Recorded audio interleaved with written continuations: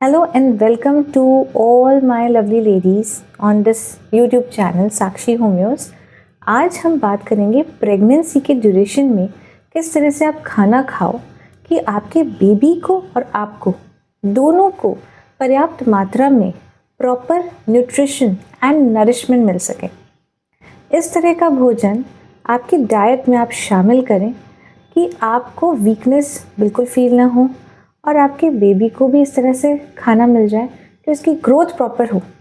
हर organ की growth अच्छे से होना बहुत ज़रूरी है, क्योंकि आजकल हम देख रहे हैं कि ग्रोथ तो हो जाती है बच्चे की, लेकिन कहीं ना कहीं बिहेवियरल चेंजेस बहुत होते हैं, है ना। बच्चा जो है बहुत ज़्यादा गुस्सैल दिखेगा, हाइपर एक्टिव दिखेगा, ऑटिस्टिक दिखेगा। अलग अलग प्रॉब्लम्स जो है एक मदर फेस कर रही है या फैमिली फेस कर रही है। So this is very important thing कि आपने इस तरह का खाना खाना है कि माल नरिश तो बिल्कुल नहीं हो बच्चा। और एज ए वेजिटेरियन मैं आपको वेजिटेरियन डाइट से बताऊंगी कि किस तरह से आप डे टू डे लाइफ में उसे खा सको, क्योंकि बहुत चैलेंजिंग टाइम होता है। Pregnancy is really really very challenging, but साथ के साथ बहुत ही ब्यूटीफुल फेज होता है। सो फ्रेंड्स, फर्स्ट ट्राइमेस्टर में 1 मंथ करीब जब होने लगता है तो आपको मॉर्निंग सिकनेस के सिम्टम्स आने लग जाते हैं, या डे 2 और डे 3 पे भी आ सकते हैं किसी किसी को मॉर्निंग सिकनेस। सो इसमें क्या होता है, उल्टियाँ होना, नौशिया फील होना, यानी सुबह उठते ही बेड में ही हमें स्टार्ट हो जाता है, फीलिंग आने लग जाती है कि अब हमें जाके एक बार थ्रो अप करना पड़ेगा। इस टाइम पे आप बेड पे रहते रहते थोड़ा रिलैक्स करने की कोशिश करो। जिंजर का एक टुकड़ा आप मुँह में ले सकते हो। होम्योपैथिक मेडिसिन जो इसके ऊपर मैंने एक और वीडियो बना रखा है, वो मेडिसिन आप यूज़ कर सकते हो। और 5-10 मिनट्स रिलैक्स करके और ऑरेंजेस की खुशबू लेते हुए आप उठो और अपना दिन स्टार्ट करो। इस समय यानी फर्स्ट ट्राइमेस्टर में विटामिन B6 रिच फूड खाना भी ज़रूरी है। तो आप अगर वेजिटेरियन है तो मैंने आपको बता दिया ड्राई फ्रूट्स, सर्दियों में आप उसको रोस्ट करके खा लो ड्राई फ्रूट्स को, और गर्मियों में आप उसको सोक करके खाएं। और कम से कम 5-6 बादाम लें आप डेली, और 2-3 काजू, अगर हम बात करें प्रेगनेंसी की, राइट। और इसके साथ हम 2 पीसेस वॉलनट्स के ले सकते हैं और 4-5 रेजन्स। ये सारा भिगो के धीरे धीरे सुबह सुबह इसको खाएं, पानी निकाल के धो करके। और इसके साथ आप बनानास ज़रूर खाने। अगर आप जैसे टी और कॉफ़ी आपको नहीं पसंद आ रही, एसिडिटी ज़्यादा बन रही, तो आप बनाना से स्टार्ट कर सकते हो, क्योंकि बनाना भी बहुत अच्छा B6 का एक हमारे पास न्यूट्रिएंट हो गया। और इसके साथ साथ बनाना से मॉर्निंग सिकनेस में भी बहुत आराम मिलता है। देखिए, शुरुआती समय है फर्स्ट ट्राइमेस्टर, तो बहुत ज़्यादा ध्यान रखना होता है। आपको मना किया जाता है कि आप हैवी वेट ना उठाएं या पेट के बल ना सोएं।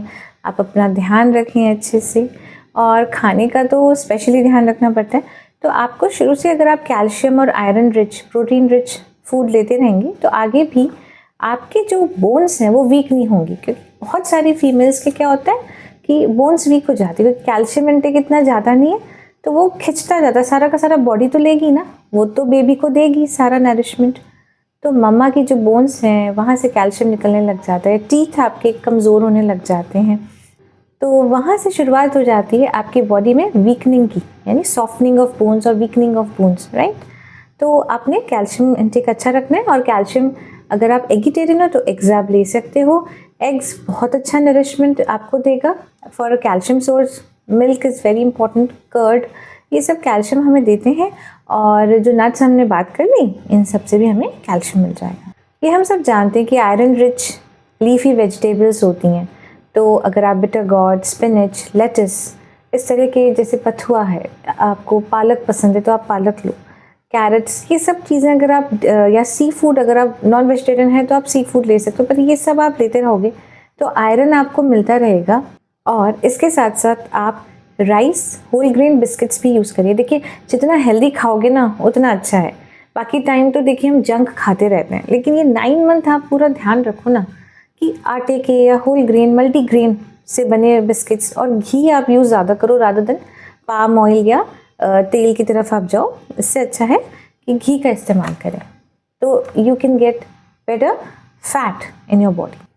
एक और बात, आप छोटी छोटी मील्स लोगे तो आपको नौशिया में थोड़ा आराम रहेगा, बिकॉज हर टाइम आपको जी घबराता है, वॉमिटिंग होती रहती है। और हर लेडी का प्रेगनेंसी पीरियड भी अलग होता है। इनफैक्ट एक ही लेडी अगर 2-3 बार भी प्रेग्नेंट होती है ना, तो उनके लिए कहा जाता है कि हाँ, इस प्रेगनेंसी में ऐसा था, सेकेंड प्रेगनेंसी में ऐसा था, थर्ड में ऐसा था। वो भी डिफरेंट होती है। तो आप सबका जो एक्सपीरियंस है डिफरेंट होगा। किसी को बहुत ज़्यादा वॉमिटिंग होती है, किसी को थोड़ी कम होती है, किसी को होती ही नहीं है। लेकिन अगर आपको होती है तो छोटे छोटे मील्स आप लोगे, एकदम पेट भर के मत खाओ। फर्स्ट ट्राइमेस्टर में आपके ब्लड टेस्ट बहुत होते हैं, तो उससे हमें पता चल जाता है कि शुगर लेवल या कोलेस्ट्रॉल लेवल तो बढ़ा हुआ नहीं है, और इस टाइम पे बीपी भी लो रहता है। तो थोड़ा इलेक्ट्रोलाइट्स का आप ध्यान रखो, जैसे कोकोनट वाटर आप ले लो या इलेक्ट्रॉल ले सकते हो, सो दैट बीपी आपका नॉर्मल रहे और आपको बार बार चक्कर नहीं आएंगे। और चक्कर आते हैं ना और बीपी लो होता है तो जी भी घबराता है ज़्यादा।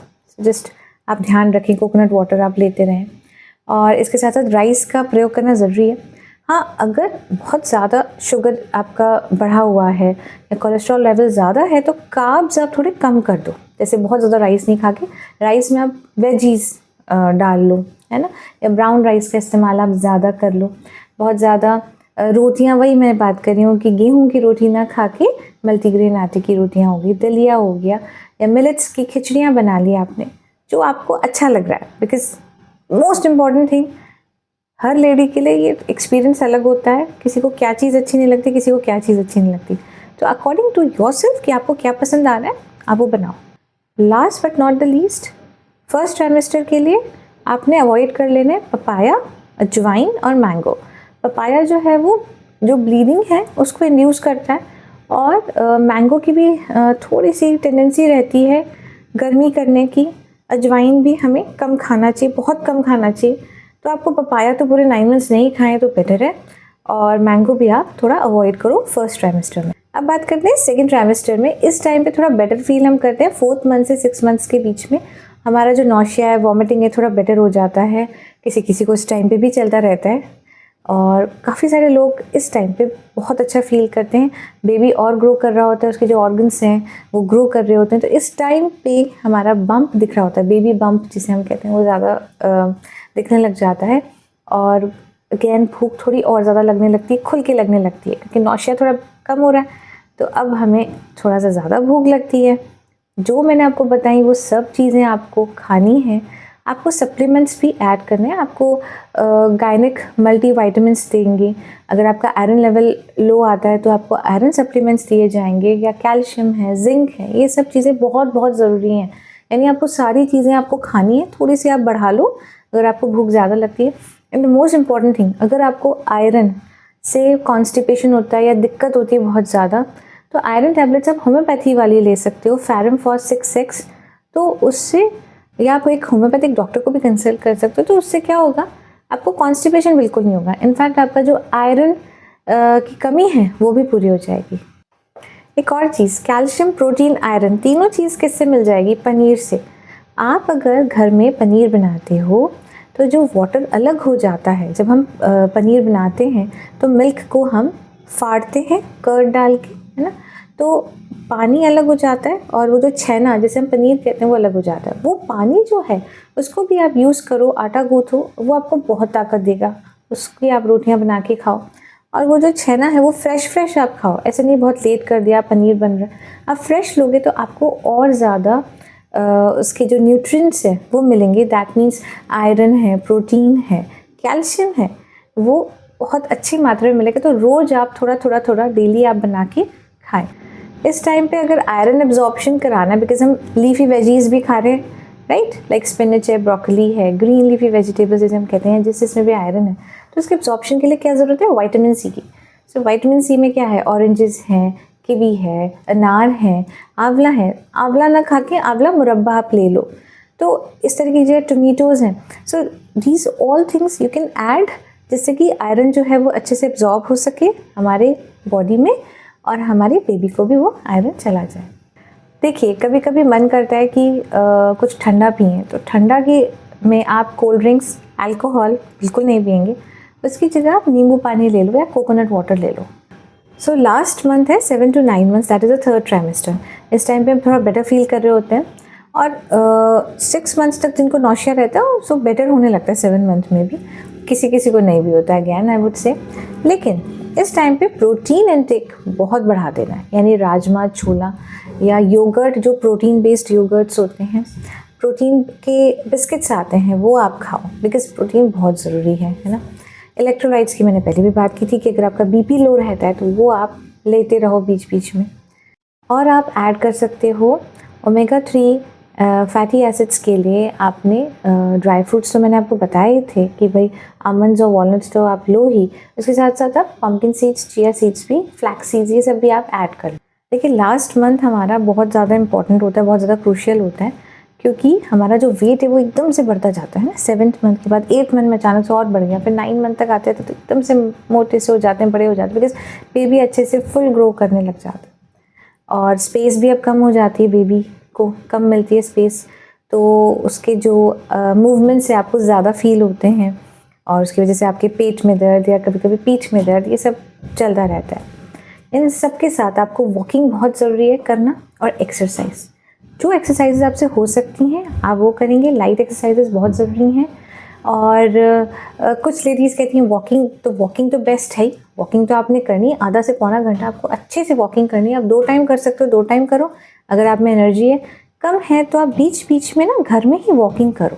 ऐसा नहीं कि आप बैठे हुए हो, लेटे हुए हो ऑल द टाइम। अगर आपको बेड रेस्ट सजेस्ट नहीं किया है तो आप अपना ध्यान रखते रहो। एक्टिव रहेंगे तो बेटर रहेगा आपकी बॉडी के लिए भी और बेबी के लिए भी, और बेबी भी हैप्पी रहेगा। इसके साथ आपने कर्ड अवॉइड करना है, बिकॉज जो दही है थोड़ा दिक्कत देता है लास्ट मंथ में। तो 9 मंथ्स जो लास्ट मंथ होता है उसमें आप थोड़ा कम आप दही खाओ, इसकी जगह पनीर और मिल्क का इंटेक आप बढ़ा दो ना। विटामिन B12 बहुत ज़रूरी होता है, तो वो सप्लीमेंट्स में आपको दिया जाता है, बिकॉज B12 देखिए एज अ वेजिटेरियन सिर्फ दही में हमें या मिल्क में ही मिलता है। सो एक और इम्पॉर्टेंट चीज़, मशरूम्स आप ज़रूर खाओ, because mushrooms are full of proteins and vitamin D। तो अगर इस पूरी प्रेगनेंसी में मशरूम्स खाए जा रहे हैं तो उसका इंटेक आप बढ़ाओ, राइट।